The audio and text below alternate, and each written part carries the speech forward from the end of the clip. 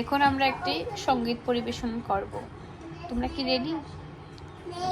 পুরানো সেই দিনের কথা ভুলবি কি রে, হায় ও সেই চোখের দেখা প্রাণের কথা সে কি ভোলা যায়।